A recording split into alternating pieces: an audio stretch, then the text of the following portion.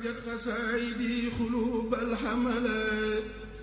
لعرشي وهي بشر للكملات هاجت قصائدي قلوب الحملات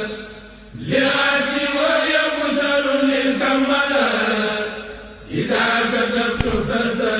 asalaamaaleykum mbokki jullit yi mbokki taalibe yi xarit yi ak am di jàmm ci ndigal Cheikh Mamadou Mountakha xalif général des mourides Serigne Cheikh Mbacke Diop xalif de Serigne Omar Diop yàlla na leen fi suñu borom subhanahu wa taala yàggal lool te mën ko wér Serigne Makhtar Diop mi nga xam ne moo yor kàddu Serigne Cheikh Mbacke Diop Serigne Nar Hassane Diop xalif de Serigne Hassane Diop Serigne Mbaye Khary Diop xalif de Serigne Abdoulahi Diop Serigne Cheikh Maguette Diop xalif de Serigne Malick Ndam Serigne Cheikh Ngabou Diop xalif de Serigne Moustapha Diop Serigne Cheikh Assane Diop xalif de Serigne Nar Amar Diop Serigne Cheikh Abdou Fali Diop xalif de Serigne Bassirou Diop Serigne Baye Cheikh Diop xalif de Cheikh Mouhamadou Habib Diop Serigne Boubou Diop xalif de Serigne Saliou Diop ak mbooleem njabootu Serigne Omar Diop góor ak jigéen waa fédération daayira Serigne Omar Diop bi nga xam ne moo lëkkale mbooleem daayira yi nekk ci biir réew ak ci bitim réew ñoomati mbégte lool di leen yëgal journée culturelle Serigne Omar Diop bi dimanche 29 juillet ca Ndakaaru Ndiaye place du souvenir inshallah rabbi lay doon ngir waajal li nga xam ne moom mooy màggalu Serigne Omar Diop 78e édition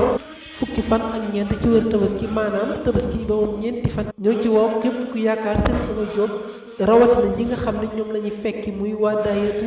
Fostu ak waa daayira Touba Dakar ga ak mboolem daayira yi nga xam ne ñoo aju ci fédération Serigne Omar Diop bis boobu nag ñu ngi koy dara jaale ki nga xam ne moom mooy Serigne Abdou Samad Mbacke ibnu Serigne Sohibou Mbacke ak Serigne Amsatou Mbacke ibnu Serigne Sohibou ak mboolem njabootu Serigne Touba gépp ak mboolem njabootu Serigne Omar gépp